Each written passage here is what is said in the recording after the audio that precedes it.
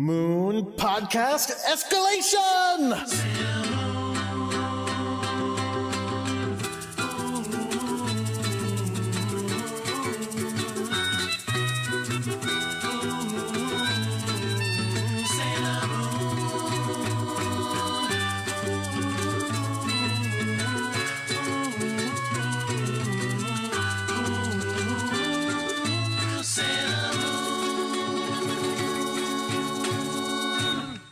Hello, everyone. My name is Jordan D. White.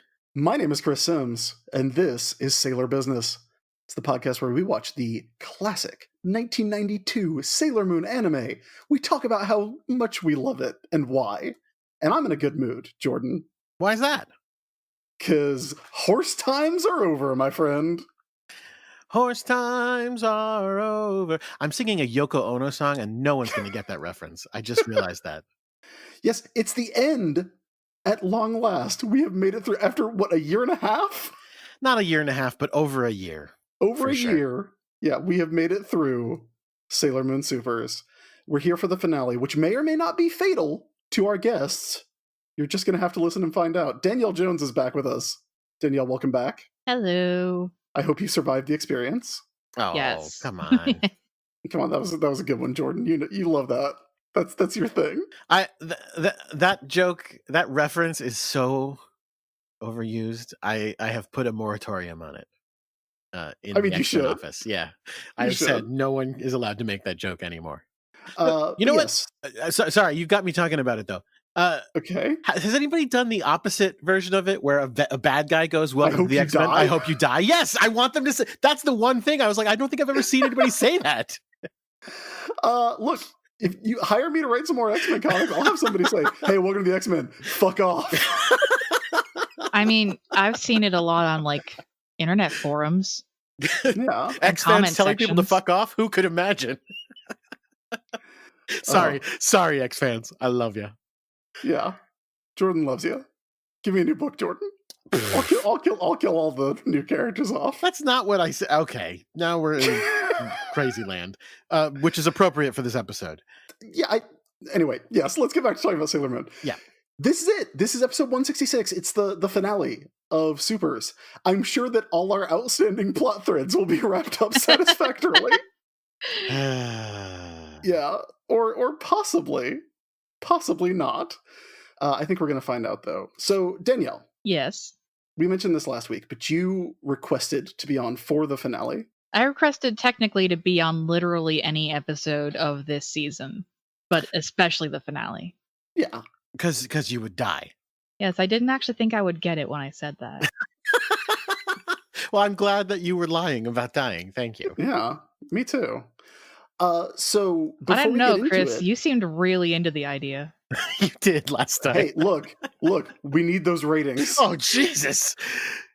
The podcast game is really cutthroat these days. Oh, no. What do we have to say? Moon Crisis Power to bring her back? Or if it's the original dub, Moon Cosmic Dream something. Refresh. Moon Cosmic Dream Action. That's it. Oh. Moon Cosmic Dream Action. Jordan, let's use podcasting planet power. Yeah, that's the thing we always It's the end of the season. We have that now. Right, we can exactly. teleport and fly and do all kinds of shit. No, that's for the Ugh. second to last episode. Right. But it didn't work. Anyway. We're getting it way ahead of ourselves. Let's get into this, the actual thing. Before we begin, can I bring something up? Of course. Have you guys? I'm not totally caught up on the podcast yet. But have you guys ever solved the mystery of Usagi's hair and how it works? Was there a mystery? Well, there was all the discussion about how there's not enough length to make the bun and then also have the long trailing pigtails. Right, that it would be 12 feet long. Right. Yeah. So I have a theory. Okay. Hear it.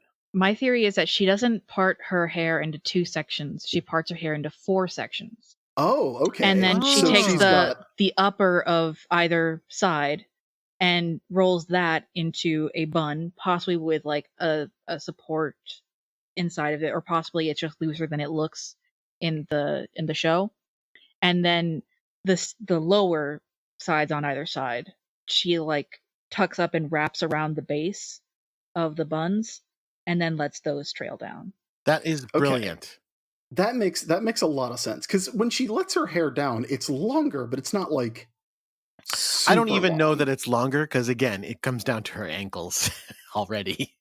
Yeah, that's true. Because like if you put your hair in space buns in real life, which are what we call hairstyles based on Usagi's Odangos, you don't, like, unless you're putting your entire hair up, you don't part your hair into two sections. You take an upper level and turn those into the buns, and then either do pigtails or you let the rest hang down. Okay, so here's my question though. What about Chibi? Because she has structure in hers. I think that's meant to like sort of indicate that hers are a bit looser than Usagi's.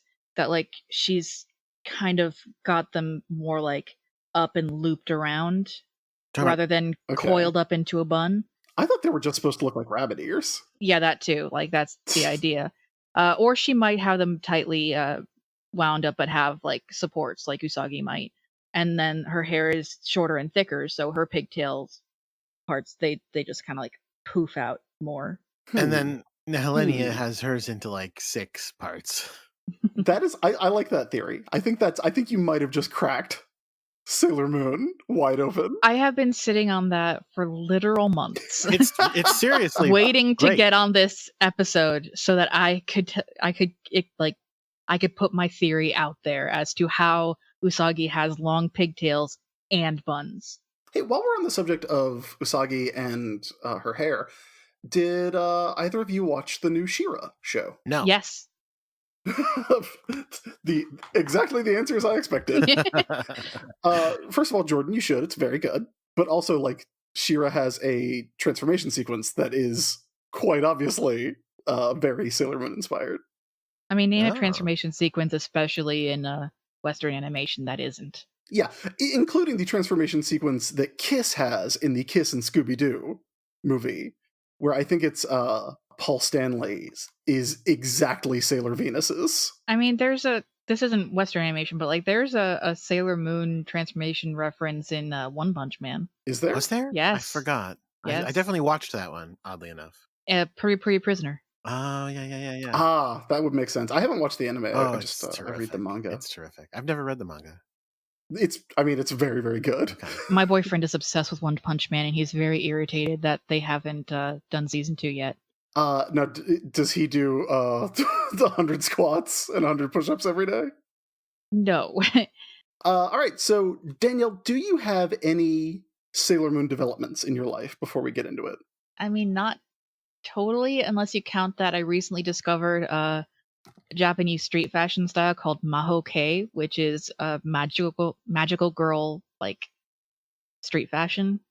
So like visual Kei, but magical girl, but like Maho Shoujo. Or like Decora Kei, but Maho. Okay. Is that exactly what it sounds like? Just dressing in the style of a magical girl? More, it's basically like a pastel Kei, but with like magical girl inspired jewelry. Okay. So it's way more extra than a magical girl design is, if you can believe it.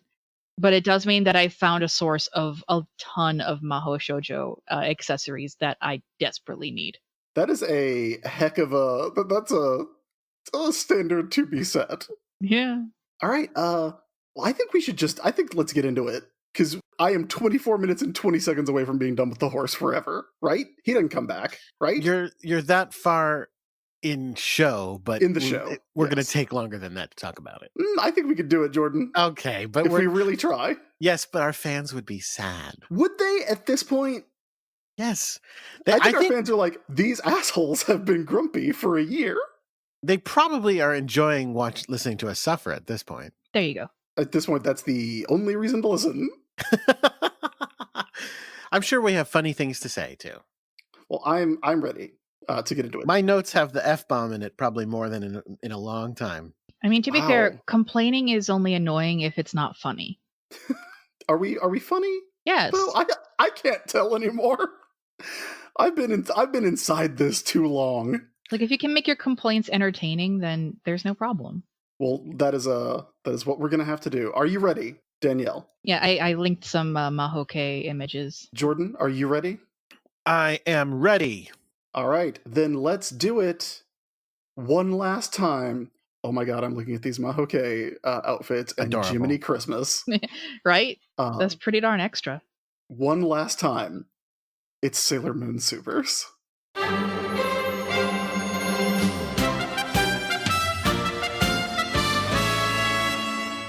As I said previously, this is episode 166 of Sailor Moon Supers. It's called Dreams Forever, Fill the Heavens with Light. It was written by Yoji Inokido. The director, he's back, it's a boy, Kunihiko Ikuhara. Animation director, Ikuko Ito. And it originally aired on March 2nd, 1996. I have no joke for that date. Okay. Something, beware the Ides of March. It's almost the Ides of March. No. I tried. Jordan. Yes. Unless I'm misremembering, this is the last one, right? This is the last one that has a Cloverway title. This is the last time before H. Reginald Cloverway was finally laid to rest with a stake in his heart. Oh, Jesus. At the age of 170. That's young for a vampire. Well, I mean, he wasn't a vampire. It's just that's what you got to do with 90s dub creators. Okay. All right. Lest they rise again. He had one last title, and I want to get this one, Jordan. Okay. All right. I'm gonna say it's like Circus Showdown. Oh, Jesus. You're way off. That's what I would call it, right? Hey, you know what? Keep that in mind. That feeling that you just got for next episode, when that's what we're going to be doing. Yeah, that's what we're going to be doing from now on. Instead of me guessing trying to guess the Cloverway title, we're going to just make our own Cloverway titles, which I don't think is going to be that hard.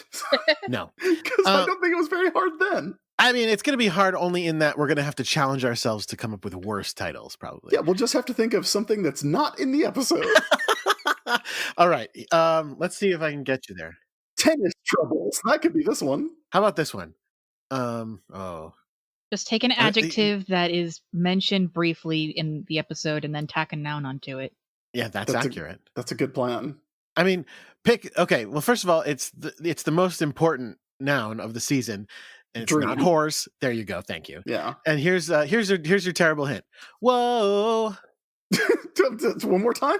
Whoa. Not happening, buddy. It's a U2 song I'm referencing. Okay. You have mistaken me for someone with terrible taste. Well, listen, I don't really listen to U2, but I know that song. It was one of their hits. It's fine. I know their infuriating cover of the best song ever written, which I have taken out of the soundboard because it's Why is it infuriating to you? Because how dare they? But don't you want everyone to cover the best song ever written? No. Which song is that? Okay. It's the song Christmas Baby Please Come Home, as performed by Darlene Love. You know, earlier today, I heard a cover of it by REM. Okay, it's weird that you're listening to Christmas music here on February 13th. I was listening to the Christmas episode of Are You Talking REM Re-Me? Oh, okay. That's why. Okay. I just finished that podcast. But anyway, all right. So okay, well then you're not going to get the YouTube Is reference. It New Year's Dream? Sunday Bloody Dream. No, it's okay. Well, you know, what is it? What's the most a thing, right? No. What is the most common descriptor for dream? In Japan, right? That's news to me. It's a thing in Azumanga Daioh, which is, again, how I know most of what I know about Japanese culture. Think of the most common descriptor for a dream and then take it to the max. Sweet dreams. To the max. Maximum sweet dreams. No, okay. No, what's the easy way to... Sweetest. There you go. The sweetest dream. Sweetest dream. We did it. You two has a song called The Sweetest Everybody, Thing. Jake, please put in the approving thing. roar of a crowd. Why didn't you... Okay, you know there's a band called Sweet, right? Right, but that wouldn't have made you say the sweetest. Listen, if you knew U2's The Sweetest Thing, maybe you would have gotten it. It's fine. It's fine. It's what was in my head. That's fine. Yeah, and if I knew the name of the episode, I would have gotten it too. But like, why are we talking about knowledge that I don't have, Jordan? I was hoping you had it. Anyway, listen. Do yourself a favor. Listen to You Talking You Two to Me. Learn all of their music. There you go. I'd rather not. It's a very good podcast. Even I if have you heard don't it's a like very U2. good podcast. I don't really like U2 or REM all that much. I only like their hits, and I loved the podcast. Here's the thing, though. No one has time for podcasts anymore. That's true, Jordan. except for this one. Except for this one, because this one is shaping up to be 8 hours long if we don't get into it. Danielle, what would you call this episode? Infinite Office Building? That's a good title. That's a very good title. Jordan, any thoughts on what you would call it? Beating a dead horse. But they don't, though. They try. The horse beats them. They try. I mean, they also don't dream forever, so there you are. Well, yeah, okay. But they do. Do they fill the heavens with light? Why does H. Reginald Cloverway lie to us? No, he didn't name that. He Why named it does the Yoji sweetest dream. Anarchito lie to us? Yes, that's accurate. They're either really big spoilers or complete lies. Yeah. Ikuhara's honest, unfortunately. All right, so kick us off, Jordan. Where are we at? Oh, we're jumping right in, are we? All right. Yeah, well, we don't have any more bits that we do. Okay, well, we start. We're suffering. Here's the thing: we got to reinvent the show in Stars. I think we make this show as different as Stars is. Sailor Business starts. Sailor Moon. But you haven't watched an episode of Sailor Stars yet. No, I haven't. Okay, thank God. So I'm just guessing. Okay. Well, you'll see. So we start with a recap of the end of last episode, as we've been doing recently. We see Usagi and Chibi call on the beautiful dreams of everyone on Earth. They all say Moon Crisis power. They blast Nehelenia and seemingly murder her completely. Just murder her to death. By the way, I was reading One Punch Man since we were talking about it earlier. And wait, you were reading it since we talked about it? Yes, in the 10 minutes. No, I was reading it the other day because I dropped the $2 on the Shonen Jump app. And that's right. Okay, that. grump. And it had, I think it's One Punch Man Volume 9 has what was definitely the best line of comic book dialogue in the year, which is, "I'll kill you so hard you won't even die." How? Okay. Well, spoilers, they might have done that. But in the meantime, what happens is there's a huge explosion that happens. It blows away all of those hundreds of circuses. So you know how, like, at the end of like an episode, they just went, "Oh my God, a bazillion circuses land," and they literally, the cats were like, "That's a lot of circuses." Well, they're all dead now. They all just died. Yeah. Cool. The show has a problem with stakes, I think. I think that's a recurring problem in old beloved Sailor Moon. Yes. That's storytelling 101. Like, you don't respond to the question of will this work with yes all the time.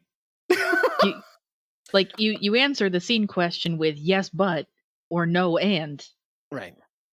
And also, I think the circus suffers from what do they call it? Like the law of ninjas, right? Yes, the more the there inverse are, law of ninjas. the less powerful they are. Right. There was a zillion circuses, and they all just fucking die. And this is the result of Chibi calling on everyone in the world who has beautiful dreams. Yeah, or at least everyone in Tokyo. Well, yeah, everyone in Tokyo. Everyone in Juvan. Everyone in about 6 blocks. But not Motoki. Yeah, Motoki, too far. Boring dreamer. Motoki just needs to get through the week, okay? What do you think Motoki's dreams are like? Can I cover rent and afford to go out to eat this week? Okay, you say that. I think Motoki's rich. His family owns an arcade and a parlor. Yeah, they own multiple businesses, and he works for the family business. And remember that time we see him coming to work, and he's wearing like a fucking 3-piece suit? Yeah. I don't think he's memory rich, but I think his family's got money. That's my theory. My theory is that his family's got money, but he's like determined not to use the family money and like earn his own way. Oh, and that's the way he's going to impress his entomologist love, who is going to Africa to study bees. Or like he just doesn't want to be defined by his family's money. Maybe his Maybe family had so. a successful parlor and he was like, let me start an arcade. And they were like, what? That's never going to work. A successful pallor? Yes. Successful power. Thank you. I was about to say it. One of us had to. They fixed it. They fixed it.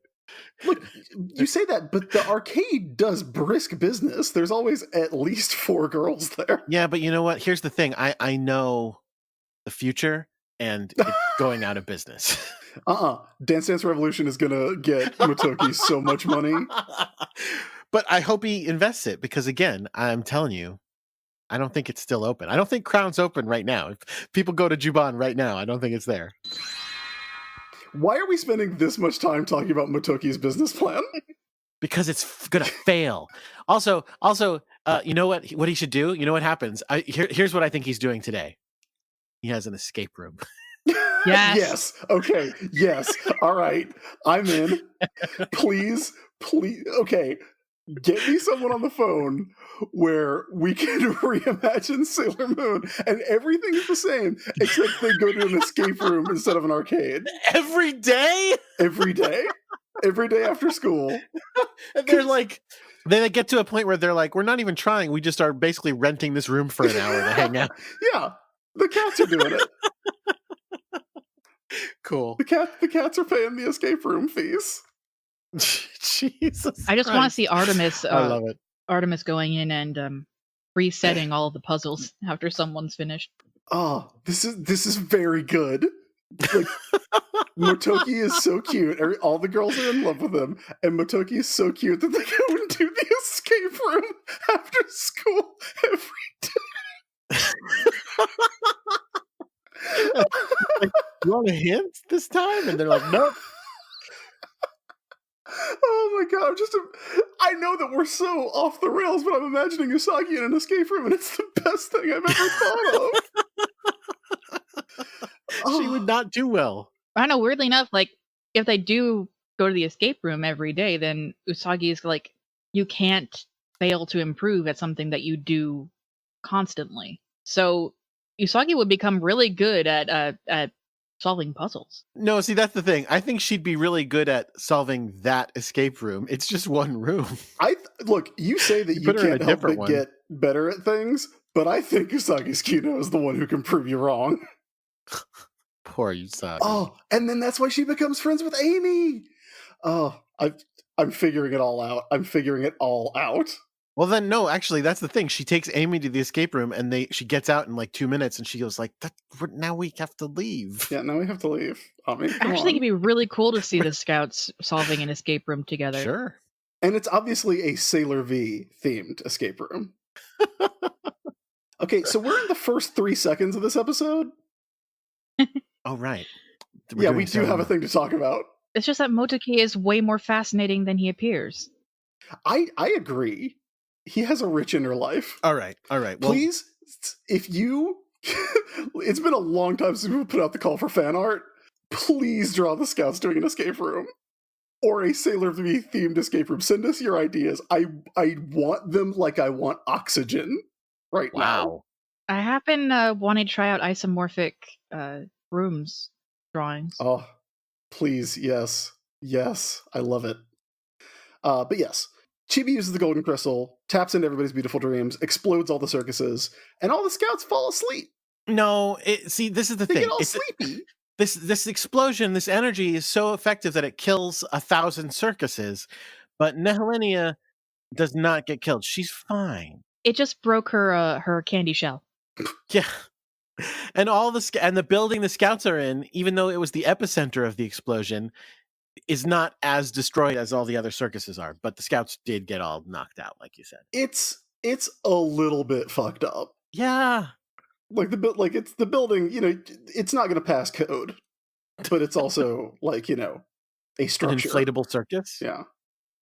So it's weird because all of a sudden Nehelenia is turns into Dracula and has Chibi Moon And then I don't understand why this happens, but all of a sudden the structure that they're in, or at least part of it, starts getting flown up into the air towards the moon.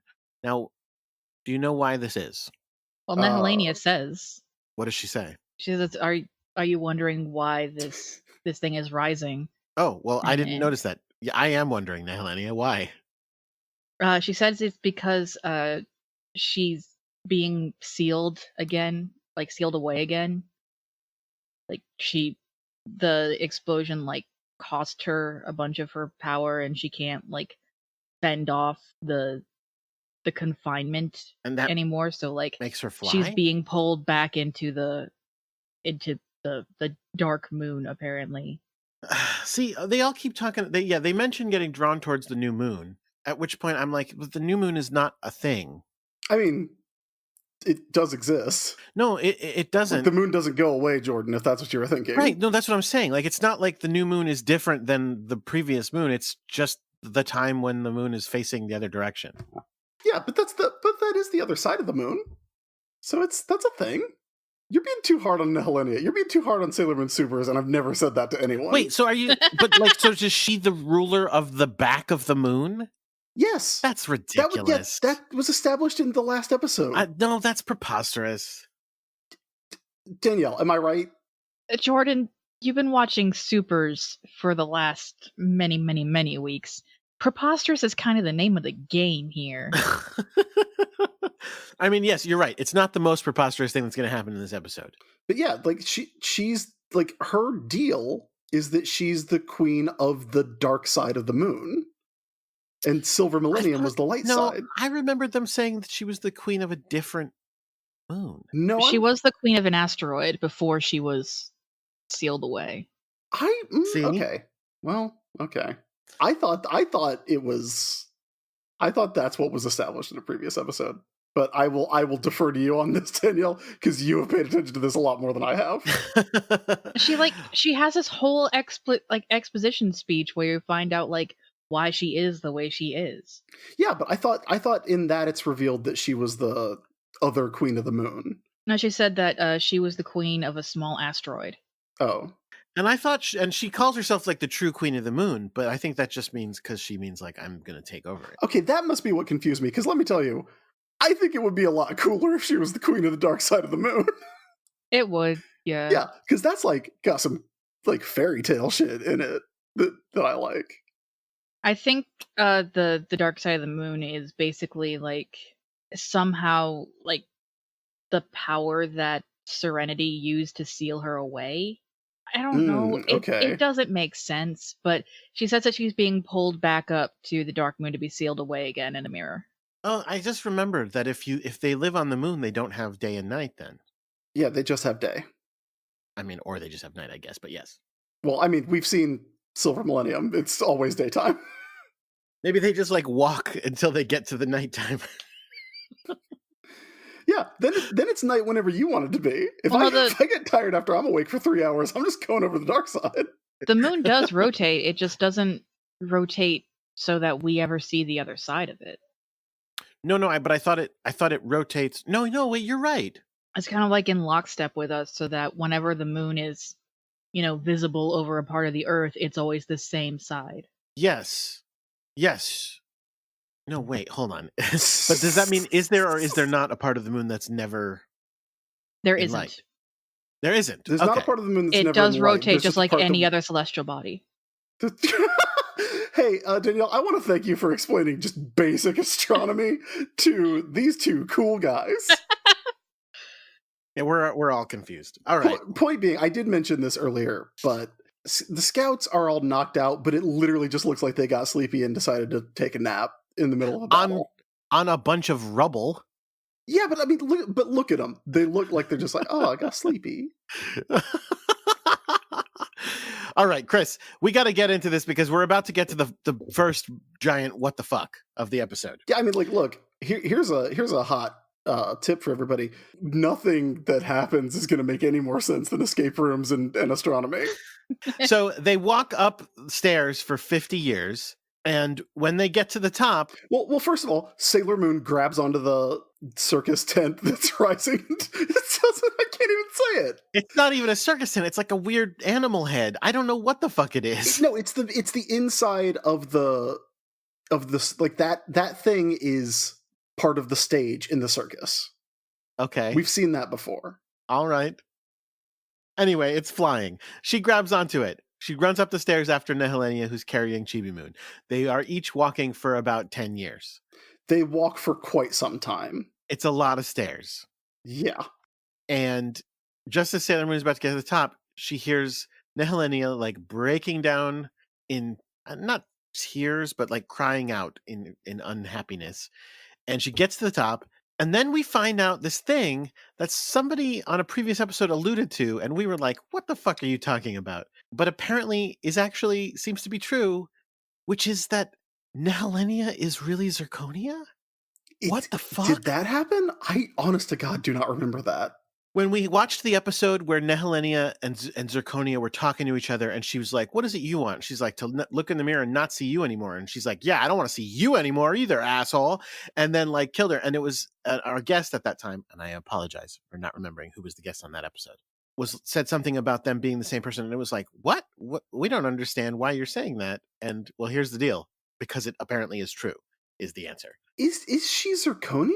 That's what her face looks like. And in a moment, spoilers, she's going to have a giant Zirconia come out of her chest.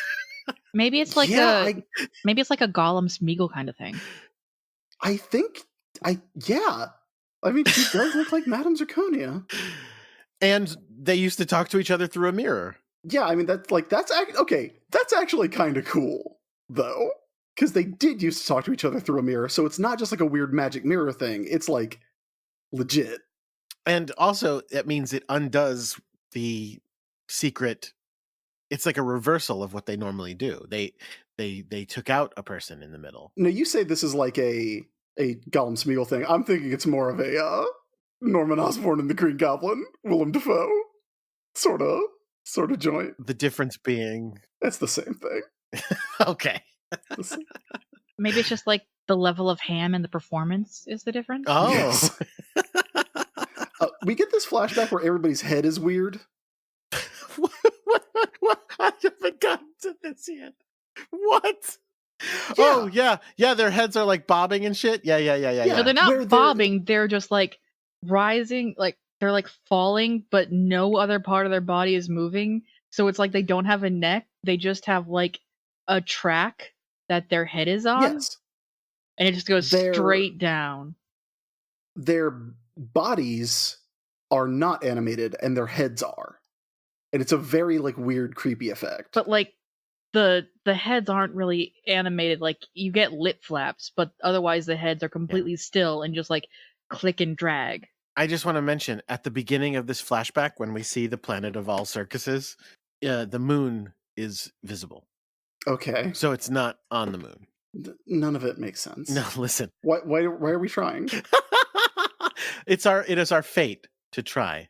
It is. Just like it is Nehelenia's fate to lose her beauty, which she thought was eternal. Oh my God. So like, get the fuck out of here. She has I'm really mad at her as a person. Okay.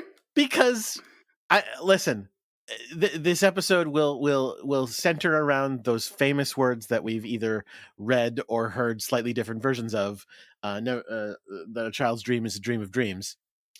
Yes. And we always heard it in reference to the Amazoness Quartet, who are childish and refuse to grow up. But apparently the real childish one is Nehelenia herself, whose origin story is finding out that she will grow old someday and being like, no! And it's like, really? Yeah. She basically has the same origin as the villain from the Halle Berry Catwoman movie. Oh, God. I saw that once on a plane, and I'm glad I don't remember it. Well, it's not good. Yeah, that's the part. That's all I remember. It is as bad as everyone said. Tell us this origin. Oh, Sharon Stone is getting older, so she doesn't want to look older, so she invents a beauty cream that gives you, like, Luke Cage skin. That sounds like a great idea, actually.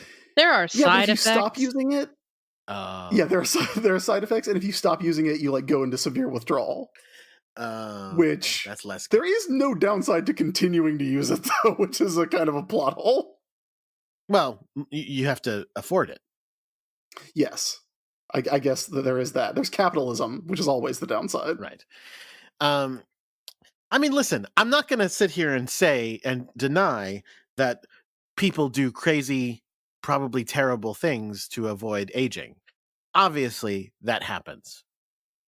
Yeah, we all know about Elizabeth Bathory. I remember when I first saw this feeling like very sort of affected by her like backstory, because that was a time when I was, starting to move from child into like adolescent, and that's like when you first start to learn like how much of your value is how you look, and mm, like becoming aware of like the measures that women take to like mask how old they are. Yeah, I feel like this is very much like the second episode of the show, right? The one that's the weird weight loss clinic episode. oh, Jesus. No, where it's like I look at this and I'm torn between like, okay, this is like a interesting commentary on what Danielle just said, and I'm also equally frustrated that we have this lady villain with this awesome look whose deal is like, well, I'm just not going to be pretty anymore, and so it's like this weird. I want it to be the good half of that, Well, in its defense, as much as I'm like, oh, come on with that's really your motivation. The scene itself is actually pretty awesome. The scene itself is really good. I got a sense that there was something else in the mirror that was like latching on to this deep-seated fear of hers, and this like sudden panic at seeing herself not just older but like decrepit. Like it sort of just jumped in to show her the worst possible result of her aging, like if she never took care of herself at all, and like basically like let her dress become all mothy, and like if she just like stood still for 100 years, what she would look like. And like it took that fear and it used it to worm its way into her mind and like bend her to its will, which I mostly kind of picked up on because of the way that she ends up like just staring into the mirror and like monotone chanting the child's dream is a dream of dreams thing. And that is the part that I thought was really awesome. Like so she sees her hideous future self in the mirror. Her words. Yes, her words. She calls herself hideous. Not my opinion. Rude. I mean, it's kind of my opinion too, but it's definitely her opinion. Yeah, but like I said, like it literally showed her the worst Right. possible like result of aging. Right. So she freaks out. I mean, again, she's been alive for 1,000 years. So she shows her 1,000-year-old self. And she freaks out. She looks so horrified, and it's really well done. And then It's beautifully animated. yeah, and she just stares in horror at the mirror, and we slowly zoom in on it with it creepily chanting, never ever forget to remember, child's dream is a dream of dreams. Never ever Yeah, forget. this is one of the best sequences in the season, I think. Like it's genuinely creepy and weird, and her, her Joker seeing the mirror freak out is really good. Yeah. And then we get the equally creepy and very weird origin of all her circus friends. And proof that it was not just the Amazonas Quartet that fueled the Black Moon Circus. Yeah, but so this doesn't make a lot of sense to me. Let's do it. So tell us what happens there. I don't know which part of this doesn't make sense to you, Jordan. I will explain it to It's you. pretty clear cut to me. So explain the origin. Well, she shoots people's pink mirrors out. Oh, wait, hold on. We also did we jump past the part where we see a million zirconias in the mirror with her, and what the There's also a million fuck is zirconias that? in the mirror. What the fuck? Which is Is also this little mega creepy. cheapy zirconias, and they're all weird shaped. What the? Okay, what the fuck? Anyway, origin of the Japanese horror, man. Japanese horror is the most like evocative. You've seen Housu, right, Jordan? No, I still haven't. Really? Oh, Jordan, you would love it. Like I'm not kidding at all. You would love it. I'm sure.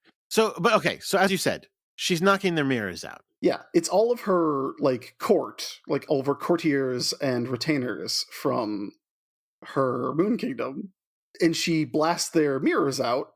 And when you lose your soul mirror, you turn into a circus person. You turn into a clown or a trapeze artist or a ballerina. Okay. That's just what happens when you have your soul ripped out. Putting aside for a moment the fact that that's kind of offensive to actual circus performers. I mean, it's really weird. Yeah, it's not great. Putting that aside, what I don't think works about that is it just makes the rest of the season confusing. It doesn't clarify things. It makes me go, wait, then why didn't you eat their dreams? Like, she's not trying. She's very specifically is like, yeah, feeding off of their dreams is what keeps me young forever. Except that's not the plot of the season. Yeah, well, but she's not trying to get dreams to stay young. She couldn't get dreams to stay young. She was trapped in the mirror. Right, so they couldn't exactly give the pink mirrors to her. No, all of this, right? But I stand by my point that it confuses the point of the season. If the entire first season they were going, we need energy to do this thing, and at the end, Queen Beryl was like, oh, really? I started loving energy to power my iPod. To power my secret double queen? Yes. Because, buddy, that is what happens at the end of the first season. No, that is what they're trying to do the entire season, is get enough energy to do that. I'm saying is if at the end she was like, really, I love energy for a different reason, which is not the thing I'm trying to do all season. And I'm not going to do it now either. But I just thought I'd mention I like energy for that reason.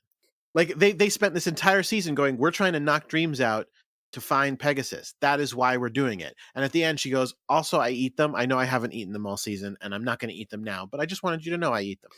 Yeah, but I mean, like, that's, again, like... I think the point was that the golden crystal was better for it than any amount of dreams were. All of this makes sense. I'm just saying I think it's a needless doubling of thematic things and convolution. I think if you're going to say she feeds off dreams, then she should just be feeding off dreams all season, which also would have been great. But then how do you give people's dreams back? The same way that you get their peak energy back and all, and their hearts back in the heart eating episode. No, because if the dreams are eaten, the dreams are gone. But then how would we have the Amazon quartet, the Amazon trio, molesting victims every week? I mean, you can't get rid of that. No, they would just fail. Again, the exact same way that... Do you not remember all last season, Chris, when the whole plot of the season is we have to find hearts to wake this girl up, and they literally never succeed? Yeah, I do remember that. And yet she still wakes up, so it worked out fine. Yeah. Is this show good? Literally only like 2 of the Witches 5 were in any way competent for any amount of time. I mean, Mehmet would much rather like watch Real Housewives of Orange County and paint her nails than actually do her job. She was the best. Mehmet was wonderful. And the others, like, I don't even remember their names because they had like an episode each. Oh, the last ones at the end? Pitbull? Sure. Yeah, no, forget it. Those you do, of course. We love her. Oh, she's great, yeah, but not as good as... And then Mehmet, and then the rest. Professor and Marion. Nehelenia learns that devouring the dreams of others was the way to immortal youth and beauty. And by devouring, she means just tucking them up under her skirt. If you know what I mean. No, like in a very literal way. Oh, okay. And then she says that all the circus people are living corpses. Yeah, which is whatever. Which is a cool, like, I will live forever alongside the living corpses of my retainers. Dope. Extremely dope. Also, will you explain to me why some of them are trapeze artists? No. No? That will not be explained? Okay, thank you, Nehelenia. She just likes the circus, man. Living that circus life. Cirque de la Lune. Cirque de la Lune more. So get ready, because it's about to get weirder. I already referenced this. Hey, do you remember? Maybe this is in keeping with the season.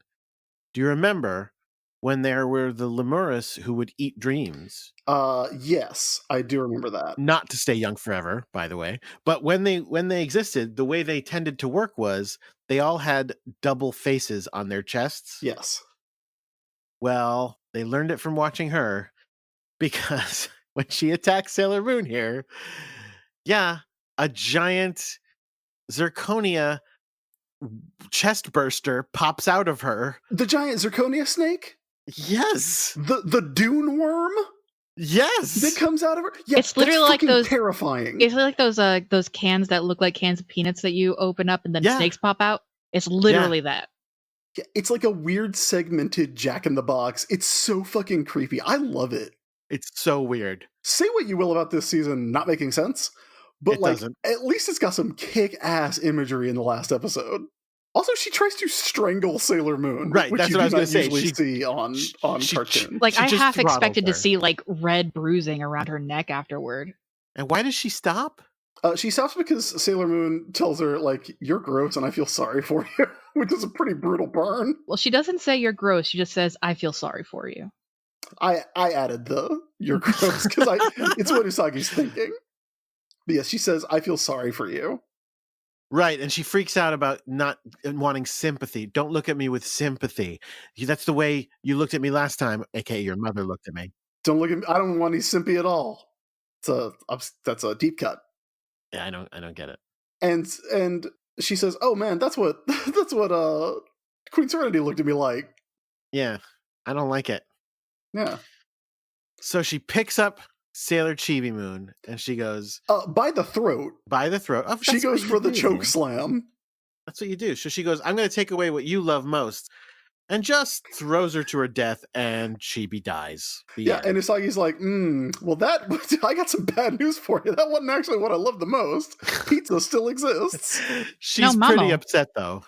Mamo. Yeah, and Momo. Yes. And I'm not that upset. Chibi's dead. The end. That's not what happens, Jordan. Oh, you're right. It's not the end. It's the act break.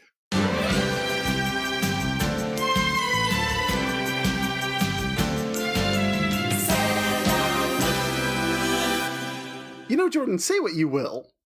I will. Okay. But I think we provide a needlessly in-depth look at the Sailor Moon anime. Oh, our episodes are minimum 3 times the length of the episodes we're talking about. I try to make them go faster. And nobody wants that. I do. I sure do. But if you're out there and you enjoy these feature-length deep dives into Sailor Moon, there is a very easy way that you can help support the show. What's that? I was kind of hoping you'd pick it up.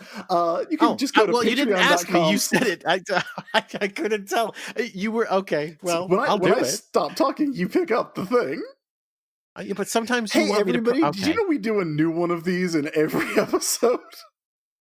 And we never rehearse it or talk about what we're going to do? No one could have guessed that. Hey, listen. Here's how you're supporting. Jordan's going to sit down backwards in a chair and turn his baseball cap around because things are getting real now. Yeah, guys, here's how you support. If you love a podcast a lot, like ours, you go to patreon.com/sailorbusiness. No matter what podcast you love, Yeah. you go to patreon.com/sailorbusiness, and you pledge every month as much money as you're willing to part with. It could be as little as $1, and that's super helpful, and we love that support. It could be as much as $60,000 a month, and if we get that, we won't do a podcast. Yeah. We'll just enjoy stop. the money. Yeah. But in between is any amount you want. And I believe, for example, the people at the $15 level have all at this point gotten their brand new Act Sorry Luna leaning over against a wall pins. I do believe that all of those are out and on their way. But if you become a new $15 backer, you will be getting that new pin, or we still have our first pin, the tennis ball Sailor Moon, which you can get in touch and ask and get that one instead if you would like. I've got the Act Sorry pin. I love it so much. I wore it to work the other day. It was terrific. It's a great pin. I really like it. Both of our pins were designed by Katie Donnelly, former guest of the show and future guest of the show. That's right, because we got stars coming up. I want one. And it's gonna be stars on Sailor Business too. I want to not be poor so I can have a pin. I want to not be poor. So go to patreon.com/sailorbusiness. And we should mention just one more time, or at least one more time, we'll plug that the Pizza Coffee shirts are on sale again. Yes. Not by us now, but by the original designer, Christy O'Brien Murphy. I don't have the link in front of me, but if you go to her Twitter, to our Twitter, we definitely linked to it. But her Twitter, she's Bunnysaurus, right? I believe so. Bunnysaurus_Rex. And you can find a link there. It's pinned up at the top of her tweets. You can get it in multiple colors now. And that is awesome. It's such a great shirt. All right. So once again, patreon.com/sailorbusiness if you like the show. If you don't like the show, I don't know, there's other podcasts out there. All right. No, I'm just saying, don't waste time. Go find something you love. Yeah, if you're suffering through this podcast, stop it. Yeah. Yeah. Okay, that being said, I told people on the internet that we were recording our last episode of Sailor Moon S and asked if they had any questions about it. Okay, I think what we're going to need to do is just do a chibi-sode between seasons. About like where we take questions and maybe thoughts on the season from our listeners, because we gotta get through this. all right. You don't want to answer our listeners' questions, that's fine. Yeah, well, we'll do a chibi-sode. Sure we will. I'll do a chibi-sode. Oh, even better. Me and Jake. Love it. How about that? Love it. All right. Danielle, anything you want to get out here in the act break? Any plugs? Don't we do those at the end? Yeah, we do. But, you know. You could just plug something you like. I'm just going to go ahead and plug my my boyfriend's actual play podcast that I have been on, The Drunk and the Ugly. Go to drunkandugly.com for that. They are also publishing an RPG of their own called Goblin, where you play goblins, and it's hilarious. That sounds cool. That is awesome. If tabletop RPGs aren't your thing and you're more of like a video game kind of person, you can also check out his Twitch channel, The Strategic Reserve, where he plays a lot of strategy games and other stuff. Currently, he's playing XCOM 2 and Subnautica. Alrighty. And with that, I think we should get right back into it as Chibiusa plummets towards Earth. Her death.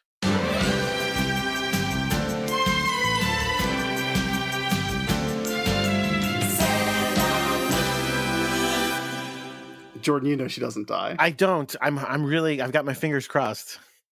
For which outcome? Well, I mean, her not to be on the show anymore. She's so much better now. Your hatred is a relic. Yeah, I don't care. That sounds like some shit Obi-Wan Kenobi would say, by the way. I'm taking the easy way out. Chris, only the Sith deal in absolutes. That's an absolute, Jordan. It's something Obi-Wan said. Enjoy. Yeah, I know. I think I have the high ground, so let's talk about this. Yeah. Speaking of people who have the high ground, Usagi has the high ground. watching segue, my man. Her daughter plummet to her death. And Usagi looks very sad about this. I don't know. What do you say? 30 seconds, 60 seconds pass, 90 seconds pass. Watching her. It's a bit. Fall. It's a little bit.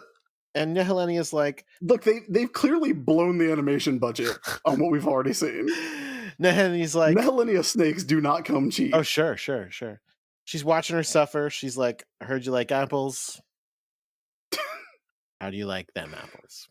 And Sailor Moon's answer is to stand up tall on the edge of the world and go, hey, you're not going to beat me. And then plunge to her own death. Yeah. Hey, fuck you. I'm out. You can't kill me. I'm dead. Jumps off the edge. I really do like how Nehelenia is trying to gloat and brag about it, and Sailor Moon is just not paying attention to her. She's just ignoring her completely. Not only that, she continues to kind of gloat about it after Sailor Moon is gone. Sailor Moon jumps off the edge, and then Nehelenia just kind of stands there for a good 4 or 5 seconds and just goes, how foolish. So she then backs her way back into the mirror. The giant lizard she was riding on dissolves, and her mirror flies up into the darkness of the moon. And she's like, I'm going to be young forever. Hooray! I'm Peter Pan. Except with fewer friends. And she's literally like, I'll be young and beautiful and alone forever. Hooray!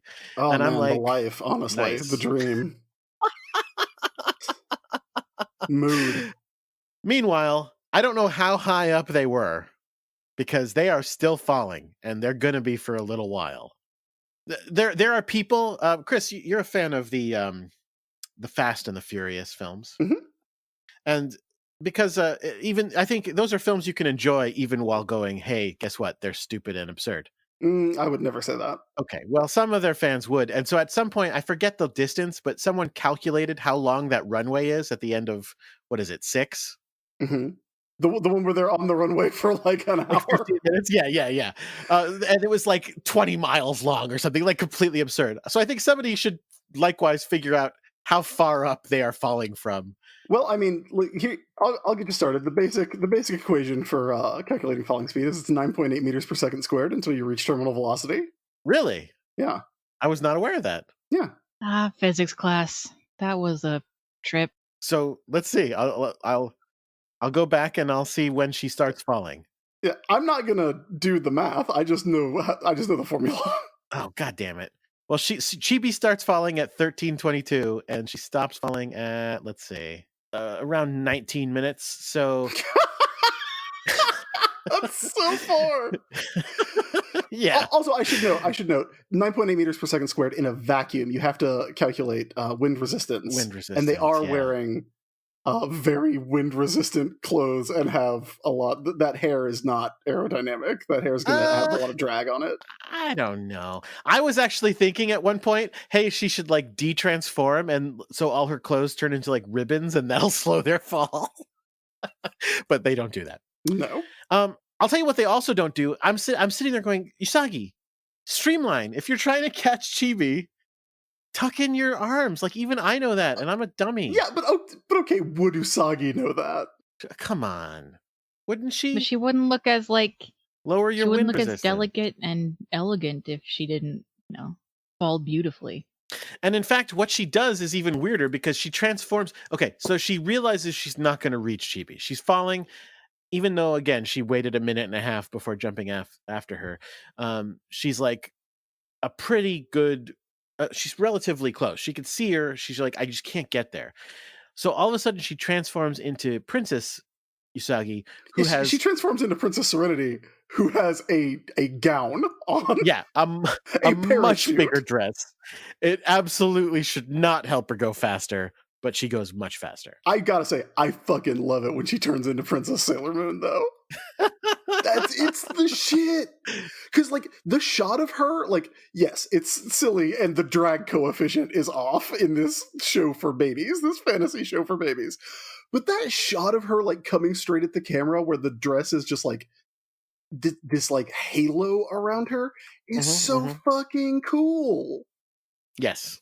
This is exactly what we talked about last time, though, of, oh, guess what? There's a problem. Well, there's a new magical power that solves it. Done. Yeah, I mean, yes. I'm willing to forgive a lot if stuff is gonna like really look awesome like it does here. God, that shot of her coming at the camera, like that should be our episode image because it's really fucking good. I don't know, there's actually a lot of really good visuals in this one. There's a bunch of good ones. I mean, look, you can tell it's an Ikuhara episode. Good visuals. Because it looks like an Ikuhara episode in every way. Not to derail, but Princess Sailor Moon is actually a thing. Yeah, that's a Pretty Guardian thing, right? Yeah. Yeah, I should say Princess Serenity. Yeah, it's a costume that Usagi only wears in Pretty Guardian. Yeah. I know about that, but I haven't seen those episodes yet. So I get that stuck in my head. But yes, she's not Princess Sailor Moon, she's Princess Serenity. In her Princess Serenity gown that we all love. You know, the one with the yellow things, the yellow O's. Hey, there's a thing that's happening here, and I can't tell if I'm crazy or not. There's a pretty weird thing that happens here. No, it's not that. It's okay. that it appeared for a minute, for a second, a split fraction of a second. It looked like I saw her hair is whipping around super fast in the wind, and then there was like one frame where she has no hair. I mean, that probably is an animation error. Yeah, like she's bald Sailor Moon for like a fraction of a second. That's a costume that she only wears in this episode. Bald Sailor Moon? Bald Sailor Moon. That's when she has One Punch Man strength. That's great. And it's for one frame. It's for one frame. That's all she needs. So here's what happens. So then we get some stuff about how this girl and her daughter from the future are going to grow up together. Yeah. What? Which I feel like there's a speech that she could give, because she gives a speech. And they're like below the skyline now, right? Oh, like yeah. there's buildings going past. Oh, yeah. The tallest building in the world. This office building lasts forever. Yes. Yeah. It's the infinite office building. Fill the skies with office buildings. The dream of light. The dream of windows. The dream of windows. Fill the skies with fill the heavens with office buildings. But yeah, like it's a very sistery sort of thing. Yes. Which is fine, because that's how they often right. treat them. But also I feel like there's a much more resonant thing here of Usagi talking about how she doesn't want to sacrifice the future and give up on her future. And Chibiusa is quite literally her future.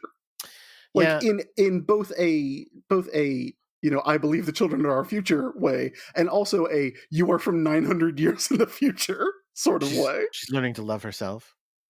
Yeah. The greatest love of all. Yeah, you got it.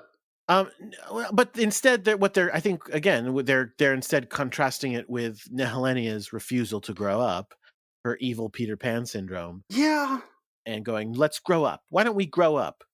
Yeah, that's kind of been like an undercurrent for the season. They kind of hit you over the head with the age swap episode. That's like being afraid of growing up is pointless. You should just embrace, the life experience ahead of you.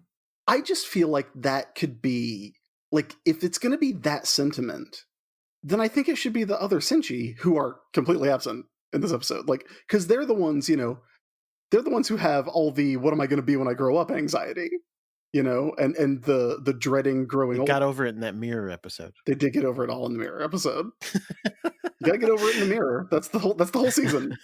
Get over the fucking mirrors, guys. There's so many how many weird pieces of imagery are there for no reason in this season? I mean, again, some of it's good looking and others are just random and strange. Anyway, I don't dislike the scene. I think the scene works, and I think it actually is pretty good thematically. I just think it's a weird it's a weird thing for this specific character to say to this other specific character in the context of their relationship as characters. Well, and then it gets weirder. So two things I want to say about it. First of all, real quick, which I don't know which part of this is weird. Is it the angel wings? Well, we'll get to that. That was the first I wanted to go really quick with the fact that the crystal is a crystal inside of a crystal. Well, a child's crystal is a crystal of crystals. Like they show the crystal and then they like X-ray the crystal to like see that there's a even crystal-y crystal, a secret double crystal. And not to mention that this outer crystal was once inside of the crystal inside of the head of the. Okay. Oh my god! Great. Nehelenia was a double queen all along. So, but yes, Chibi wakes up at the last second, allows Usagi, the two of them to crystal with the crystal inside the crystal. Yo, dog, I heard you liked crystals. Yes, the crystals, by the way, not real. They especially crystals cannot. Here's what they can't do. They're no Red Bull. They cannot give you wings. But the crystals don't give them wings, Jordan. Are you sure about that? Yes, I'm sure. Because what the crystal does... they wake up Pegasus. Is it summons Pegasus. And this is like the only time Pegasus has actually been cool. No. The spectral image of Pegasus crashes into them, and there's an explosion of light, and then they have wings, which should have been the shit they've been doing all season. Because it looks dope, and I love it when Sailor Moon gets wings, because it has only happened twice. It makes no sense. No, none of it makes sense, but it's fucking cool. Again, it's an Ikuhara episode. Sailor Moon just grows wings, and then No, she gets Pegasus's wings. Except that there are 4 of them, 2 per person. It's magic, Jordan. All right. Yes, but again, I think this is so no. It's exactly the thing that we talked about last season, and I'm glad that Brandon Sanderson put it into words why it doesn't work for me in that respect. Because again, I don't have I joke about, and I joke about it because it's true. Magic isn't real, duh. But in a story, I can accept magic. Except the problem is, it's using the magic to solve the problem without anyone understanding how magic works or what magic does. When again, when Sailor Moon solves the problem because it comes down to the fact that she is the friendliest person on earth and she uses the power of friendship to solve the problem, that's really moving and beautiful to me. But when she goes, oh man, there's a real big problem, magic, I grew wings, I'm like, get out of here. Like, what? Yeah, but I mean, like, it's also very symbolic of a moment of personal growth, which is kind of also the point of the show. Except that it's the growth doesn't actually solve the problem. It's But look, I'll give them this one. okay. I will let them have this one because they've established Pegasus, right? Yes. Pegasus exists. Sure. Pegasus is a flying horse. Well, He's a weird magical astral projected flying horse. Yes? okay. Danielle, am I correct in this? In this instance, I think he is. Okay. Yeah, I don't know the rules of Pegasus either, because he Well, the lives in rules of dreams Pegasus are except very when he difficult. doesn't. And what does he do? Usually not much except give them power. But what kind of power? Just the power to amp themselves up, not grow wings. Like, again, he does different stuff. Look. Like I said, this should have been what they've been doing the whole season. Sure. Okay, And we But it get wasn't. like Angel Wing Sailor Moon. Yeah, like, okay. when the shit goes down. maybe it's that they're both in their princess forms. So in their princess forms, the power up is wings, but in their Sailor Scout forms, the power up is just going super. Yeah, there you go. Because see, I'm trying. This isn't Sailor Moon and Sailor Chibi Moon. This is Princess Serenity and Princess Serenity. Small Serenity. Small lady. Princess Usagi, Small Lady Serenity. Yeah, I don't know, man. I don't know. I mean, you're right. If they'd been growing wings the entire time, though, it would undercut the ending, because you'd go, just grow your wings, like. But honestly, But actually, they need that to wouldn't unlock be the crystal inside the crystal. Right, you're right. So maybe that's what it is. If you use the second crystal that's inside the crystal, different shit happens. no, you're right. If they had been turning into Super Sailor Moons that had wings the entire time, then I would accept that they grow wings at the end, and it was that they had to wake everybody up in order to make it happen. If only you had Evanescence, by the way. I took it out. 2K19, only new songs. Okay. Only new soundboard songs. And here I thought we were bad company until the day we died, but apparently not. Bad company till the day I die. God. The only thing I have in here is the theme song to Crystal, because I was listening to it earlier. Anyway. I've got this one. I've got this one that I can always drop on you. That's when Sailor Stone Cold shows up. Oh yeah, that's one of those jokes I don't get. Yeah. So, okay. Point being, to get back to the point, we've seen Sailor Moon grow wings before. Yeah, when was that? That's when she went into the other dimension and came back with a baby, and then gave the baby to two competent lesbians. Also, a Deus Ex Machina magic ending. Yeah. Oh, cool. Which, yeah, dude, I'm sorry. At this point, we just have to deal with those. That's what the show is. It's just not ideal, man. It's just not ideal. Yeah, but it's what the show is. It is what the show has been for 4 seasons. But it's not what the show always is, because again... No, it is, because Ghost Scouts showing up and lending you their power by making a pyramid and then shooting death lasers out at Queen Beryl, that's the same thing. It's just we like that because it rules. I disagree, because even on the simplest level, you don't have to think it's real if you don't want to. That could just be representative of her, building up the wait a second. inner strength. Why can that be symbolism and this can't be symbolism then? What if she grows metaphorical wings? They symbolically grew wings? Then they would splat on the ground. No, you just don't see, no, because then your argument is that you have to see how they do it, right? Yeah. But if the other thing is metaphorical, then we don't see how she defeats Queen Beryl. No, because it's like based on her confidence and shit. I like the angel wings. I'm not super. I but I can tell. And again, I said most of the show is not like that because I'm talking about most of the show is they go, hey, guess what? Each of the scouts has one attack, and they had used that attack. Most of the show is a monster shows up and tries Yeah. to eat somebody's soul, Yeah. and then they blow it Yeah. up. With their one attack. And then, like 40 episodes later, they go, hey, here's a new attack. And they go, I'll use that instead. Danielle, whose side are you on in this? Because I think we've reached the sailor business civil war at this Oh, point. my. I like the wings. I mean, almost the entirety of why I love this season is the aesthetics, and those are some damn good aesthetics. It really is. Like, we talk a lot of shit about Ikuhara, and it is 100% justified all the time. But the dude does know how to drop some pretty dope imagery. Sure. Absolutely. This is a good looking episode. Yeah. So let's get to the denouement. All the scouts are fine. I know you didn't see them get fine, but they're fine. Don't worry about it. They're all back in their civilian clothes. Memoru's in his mustard and purple blouse that he wears, that everybody missed, I'm sure. I missed it. And oh, well, yeah, no tuxedo mask this episode, but he's back to being okay again because the Earth is no longer in danger. Yeah, that's the part that I kind of have some trouble with. That he's okay. No, it's that like all of that stuff is resolved off screen. Yeah, don't worry about it. It's like, yeah, the Earth's not in trouble anymore, so I'm fine. The people of Tokyo spent weeks cleaning up destroyed circus parts, Yeah. but that happened. So then here's the thing, and I'm confused again.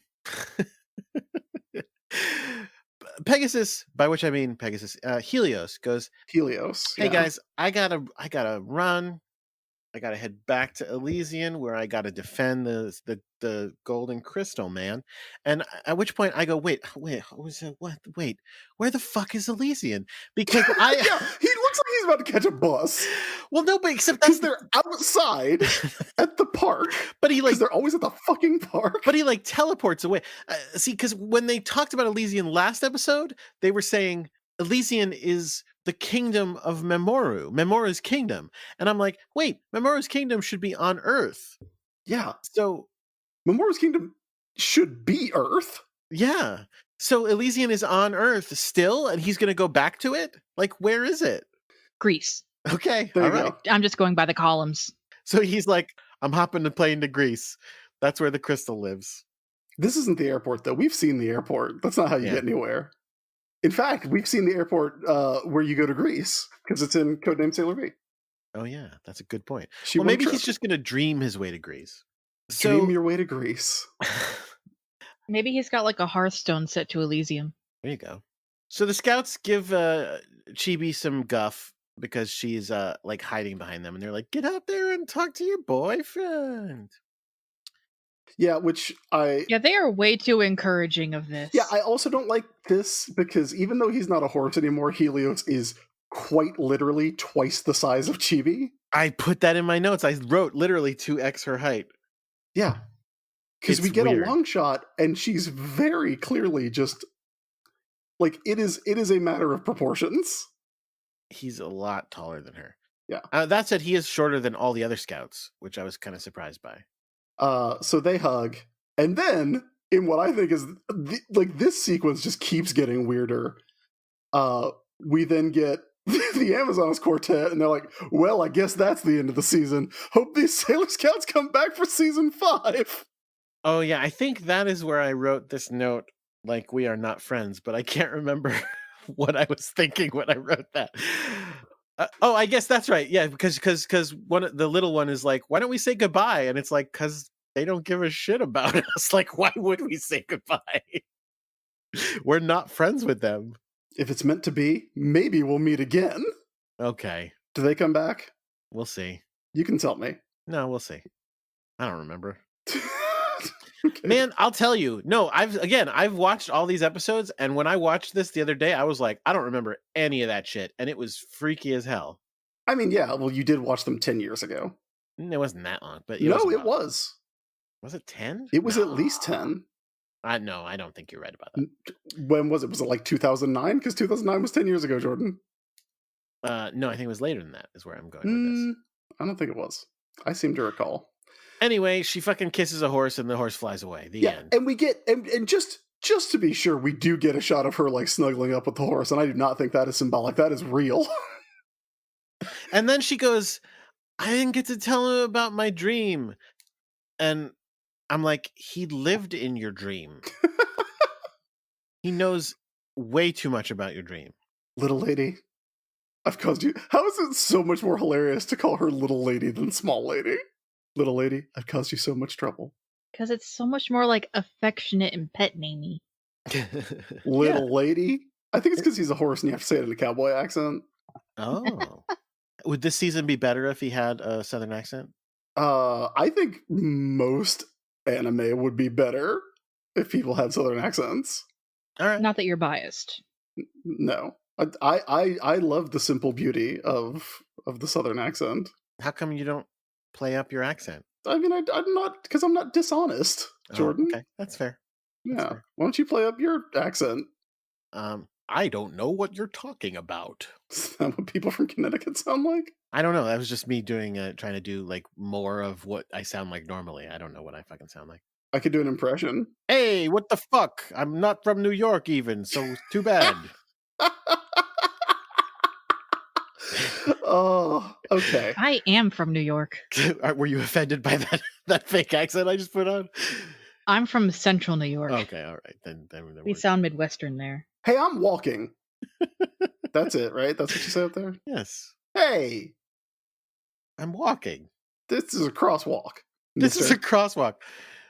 Your car is encroaching on us. Hey, buddy. Okay, wow, this is an episode. Okay, that's the end, right? That's the end. So Yeah. that's the end. Now, something I want to mention that is important. You know what? I'll save it until a little bit later. Never mind. We'll move on. Now is the time where we talked about what we learned from this episode of Sailor Moon. It's time for Sailor Business Says. And we will start with you, Danielle. What did you learn upon watching the finale of Sailor Moon Supers one more time? Tokyo has the tallest office buildings in the world. Yeah, apparently. Jordan? Jesus Christ. I learned. Oh my God.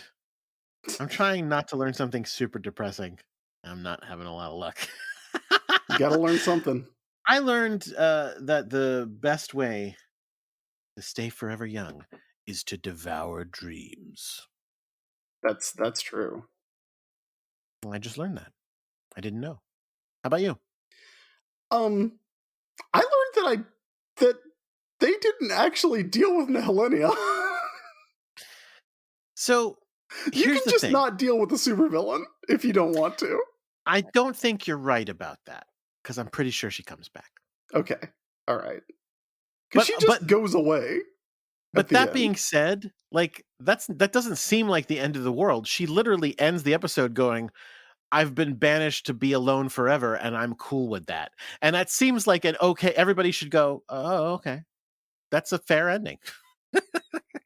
That is Sailor Moon Supers. I do think we are going to do a chibi episode, Jordan, where we maybe talk about our final thoughts on the episode and answer some listener questions about it. I think that will be fun. Okay. But for now, I am way more curious to hear Danielle's final thoughts on this episode of Sailor Moon And this season. and the season. Yeah. It had a lot of aspects that would have been better and vastly improved the season if they had been at least alluded to earlier on, if not like incorporated into the entire plot. Yeah, it does seem like there's a lot of just making it up as you go in this. But also, like, Nehelenia's flashback is still one of the most like haunting and astonishing visual sequences that I can remember of Sailor Moon. Yeah, that it is the kind of origin story that should not nearly be as good as it is. Like, it could go wrong so easily, but it's really good. Yeah, it's like it's such a weak ass motivation for a villain, but Mhm. it still makes sense. Yeah. Yeah. And like you can buy it. And it's done well. Like, it's all in execution. It's always all in the execution. If you do it good enough, you can get away with just about anything. in Sailor Moon, I think. And again, that scene was great. Yes. Even though I was sitting there going, "What?" But then I was like, "Oh, look at that." What were you doing? I was going, "Oh, look at that." Or before that, when I went, "What?" Yeah, that's what I was wondering what you were doing. There we go. So thoughts on the season, Danielle? I still love it. I know it's not good, but I love it. That's cool. That's cool. You're allowed to love things that are not. There were people tweeting at us saying this is their favorite season. When I tweeted that I watched the last episodes, people were tweeting at me going, "That's my favorite season," and I was kind of like, "Whoa, okay." Yeah, like it really just kind of depends on when you first saw it and how it affected you that first time. Absolutely, absolutely. I mean, well, yes, and yeah, if this is your first season of Sailor Moon, then like you might really. I mean, I don't like it because it's not what Sailor Moon is to me. To me, Sailor Moon is season 1 and to some extent season 2, where the focus is on Sailor Moon and the other scouts are kind of secondary, and the fact that this gets so far away from that, in my opinion, is what I'm not that into. You say that, I do. but I kind of feel like this episode or this season is Sailor Moon. It's just way more of it. Like there's more of the stuff that maybe is symbolism. There's more of the stuff that is inappropriate relationships between main characters. No, but again, my problem is that I feel like Chibi's the main character this season, Yeah, and that's you not don't Sailor Moon. and you don't like Jimmy. Well, I mean, Yeah. she is a Sailor Moon, Jordan. Okay, she's a Sailor Chibi Moon. She is one half a Sailor. She's a Sailor Moon trainee. I mean, that makes me want to be like, do you like mini Batman? But you'd be like, that's Batmite, and I do love him. I do actually love Batmite. I knew you would. or Robin. Robin's mini Batman. And guess what? I fucking love Robin too. Which one? All of them? All of them. Yeah. Except Jason Todd. Oh, so not all of them. No. So this is like if you were watching Batman the Animated Series and a new season came on and it was like the Red Hood was the most important character. Batman the Animated Series straight up gave Tim Drake Jason Todd's origins. That actually did happen. Well, right, but he wasn't Red Hood and the Outlaws. No. I'm saying this is that's not a Robin. That's a Red Hood. That's a different thing. It's the same character. Is it though? I mean, Nightwing is still Dick Grayson. That's true. Nightwing's good though. Right. And you don't like Red Hood. This is what I'm doing. I don't know why we're talking about this. Because Batman is your favorite. All right. Yeah. It's like if it was wrestling and then Rocky Horror came on. Oh yeah, okay. I get it. I hate it. Okay. No, this is where I want to mention the important thing. You don't like Rocky Horror? He doesn't. Isn't that crazy? I do not.